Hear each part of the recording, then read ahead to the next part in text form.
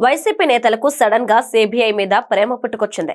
జగన్ బాబాయ్ వివేక హత్య కేసు దర్యాప్తు చేస్తున్న సిబిఐ అధికారుల మీద వైసీపీ ప్రభుత్వం కేసులు పెట్టిన సంగతి గుర్తుంది కదా. ఇదే కేసులో ఎంపీ అవినాష్ రెడ్డిని అరెస్టు చేయడానికి వచ్చిన సిబిఐ అధికారులను వైసీపీ కార్యకర్తలు అడ్డుకున్న విషయం అందరికీ తెలిసిందే. అప్పుడు ఇదే సిబిఐకి ఏపీ పోలీసులు సహాయ నిరాకరణ కూడా బహిరంగ రహస్యమే. అలాంటి వైసీపీ నాయకులు పవర్ పోయాక సిబిఐ పేరును కలవరిస్తున్నారు.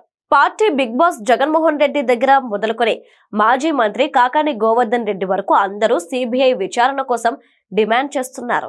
ఒక్కసారి 6.5 ఏళ్ల వెనక్కి వెళ్తే వైఎస్ వివేకానందరెడ్డి హత్య కేసు విచారణను సిబిఐకి అప్పగించాలని అప్పట్లో ప్రతిపక్షంలో ఉన్న ఇదే వైసీపీ నాయకులు డిమాండ్ చేశారు.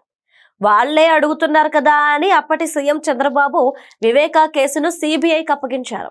ఇక్కడే కథ అడ్డం తిరిగింది. అనుకోని విధంగా వైసీపీ అధికారంలోకి వచ్చింది. వెంటనే సిబిఐ మీద ప్రేమ స్థానంలో కోపం పుట్టుకొచ్చింది. కేసును సిబిఐ నుంచి లాక్కునే ప్రయత్నం చేశారు. కుదరకపోవడంతో ఆ సంస్థ అధికారుల మీదే రివర్స్ కేసులు పెట్టారు. కట్ చేస్తే మళ్లీ వైసీపీ ప్రతిపక్షంలోకి వచ్చేసింది. తిరుమల నెయ్యి కల్తీ స్కామ్ బయటపడింది. కేసును సిబిఐకి అప్పగించాలన్న వైసీపీ కోరిక నెరవేరింది. కానీ జగన్ హయాంలో నెయ్యి కల్తీ చేశారని సిబిఐ సిట్టు తేల్చింది.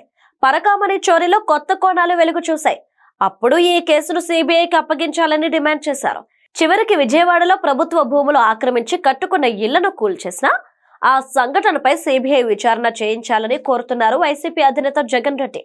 ఇంకో కామెడీ ఏంటంటే కోర్టులోనే దొంగతనం చేశారని ఆరోపణలు ఎదుర్కొంటున్న వైసీపీ నేత కాకాని గోవర్ధన్ రెడ్డి తనపై ఉన్న 14 కేసులను సిబిఐతో విచారించాలని లేఖ రాశారు.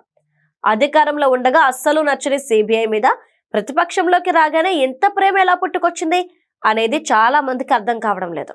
ఏపీ పోలీసులంటే భయమా లేక సిబిఐ విచారణలో తప్పించుకోవడం తేలిక? ఈ విషయం వైసీపీ నేతలే క్లారిటీ ఇవ్వాలి.